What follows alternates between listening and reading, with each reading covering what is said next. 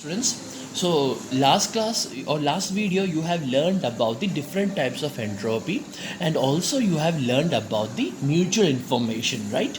We all know what is mutual information is. Mutual information is basically the information that's being transmitted from the transmitter to the receiver, or basically mutual information is the information that is known both mutually by the transmitter or the receiver, or in other words, mutual information is the information that is passed through the channel. The information is passed through the channel is what you call as the mutual information. Now in this video you are going to learn about a new type of parameter called as channel capacity. That is a new type of parameter you are going to learn.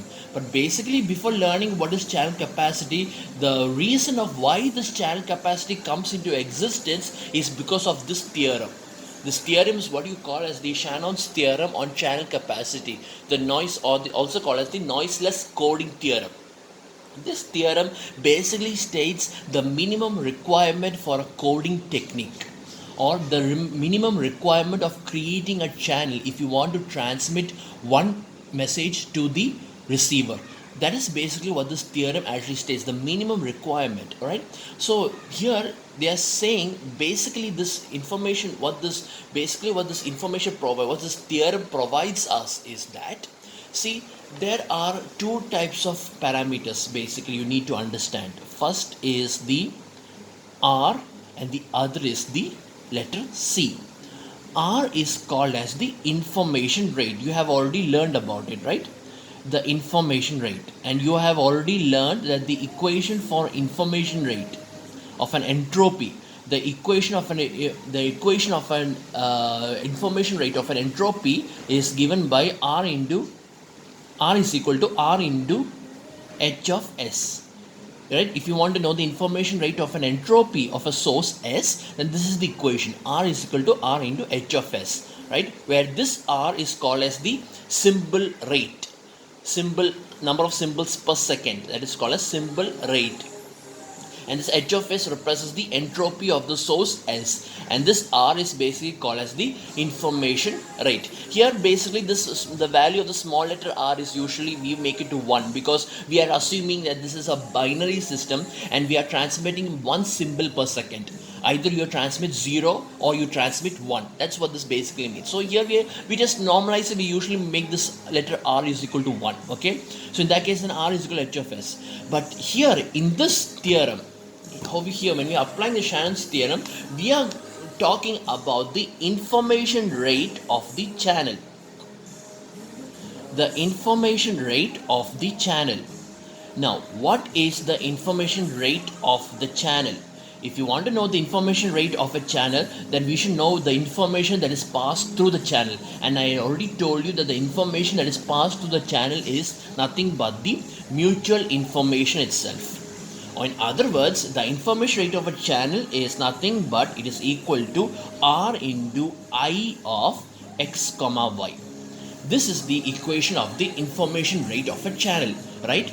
Because the reason is, in this particular channel, the information that is passed in here is the information that you call as I of X of Y. So it is that speed of information that you have to take into consideration. That is why the information rate of a channel is equal to R into Ix of I. If I talk about information of a particular source, then you have to take into account its entropy of the source. But if you're talking about the channel, then the information provided by the channel, or the information that is passed through the channel, is I of X of Y. Therefore, the information rate of a channel is R into I of X of Y. This is the one thing you're going to understand about information rate of a channel. This is one parameter you need to keep in mind. Alright. The next parameter you are going to keep in mind is this letter C. And C is nothing but channel capacity. C is nothing but the capacity of the channel, or channel capacity. Okay. So what is C? What is the importance of this letter C? What is the use of channel capacity? What is the meaning of this term, channel capacity? That is what this term comes into picture when we are applying what you call as the Shannon's theorem on channel capacity. Right? This is the theorem. It is possible in principle to devise a means whereby a communication system will transmit information with an arbitrarily small probability of error. with a small probability of error, provided that the information rate, that is R is equal to small r into I of xy, where small r is the symbol rate, is less than or equal to another value called as C, and this C is called as the channel capacity. And this technique used to achieve this objective is what you call as coding. So this is basically what is Shannon's theorem actually states, that is, the information rate must be equal to some parameter called as C, where C is called as the channel capacity, right? So basically what this theorem actually states is that, let me take a very simple analogy, right? We all know what is information rate, right? The speed of how much information is flowing into the channel, and and now channel capacity basically means the capacity of the channel, or how much information the channel could handle, right? So let me take a very simple analogy just to make you understand what is this theorem actually states. Shannon's theorem. See, let me say that let me take it's a simple crude analogy. I'm going to take a bucket, right? A bucket that is somewhat filled with water, okay? And this bucket has a pipe source that gives out the water. Let me draw a pipe here, okay?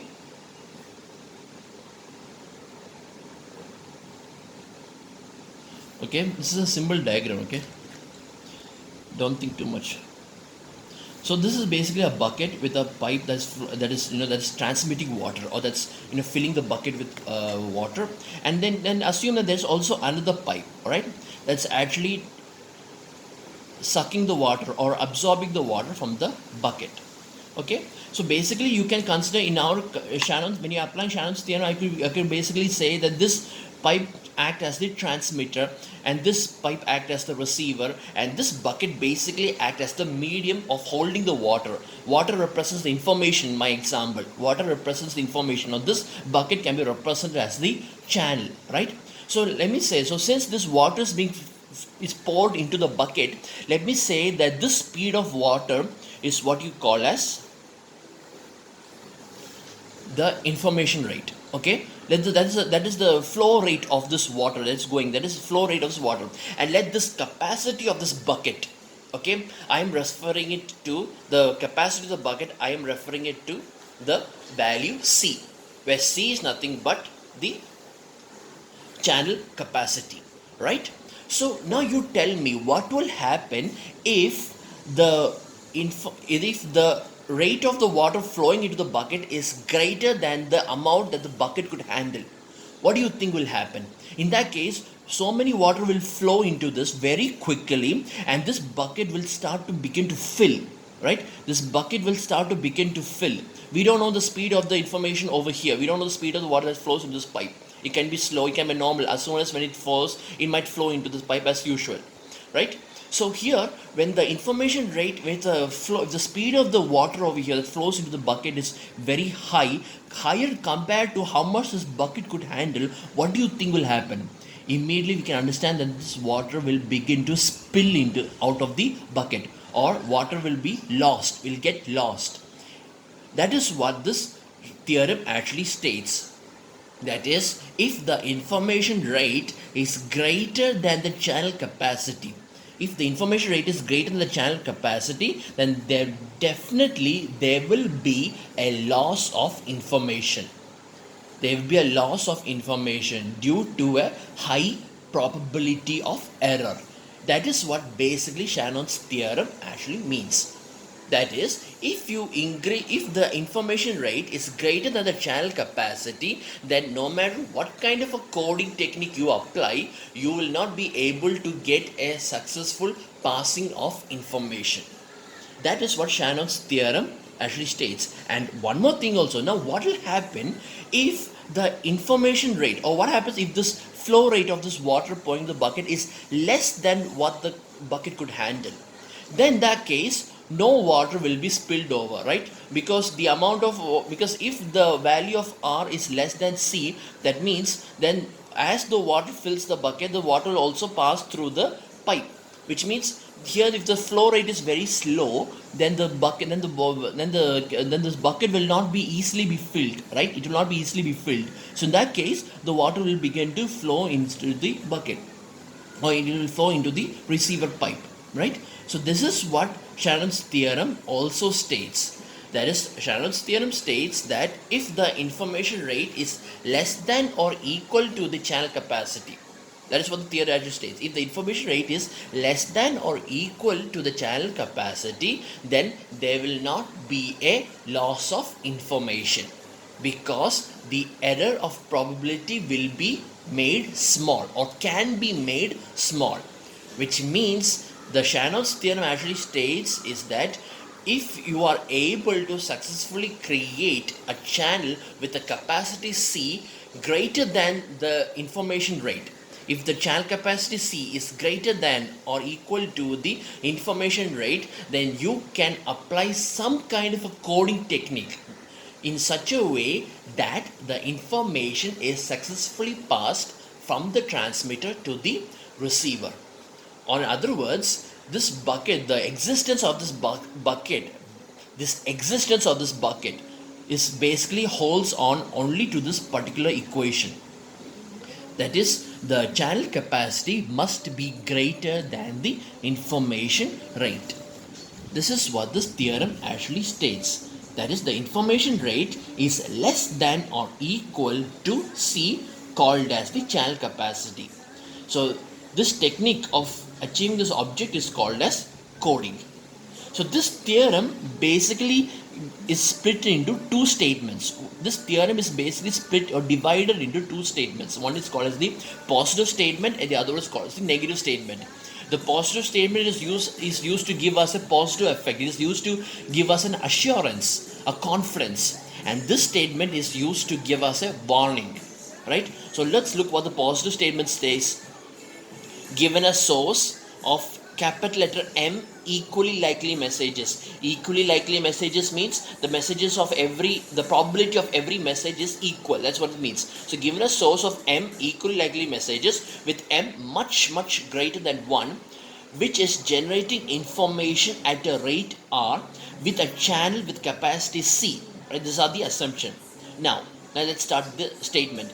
If the information rate is less than or equal to the channel capacity, then there exists a coding technique such that the output of the source may be transmitted with a probability of error of receiving the message, of receiving the information, can be made arbitrarily small, which means if the letter R is less than or equal to C, if the information rate is less than or equal to channel capacity, then all you need to do is to implement any kind of coding technique in order to protect your message, or in order to successfully pass the information. All you need to do is simply create some kind of a coding technique so that the information will be transmitted from the source to the receiver with a maybe with a small probability of error. Small probability of error is because of what coding technique you are going to choose. Now that's the only factor that is remaining.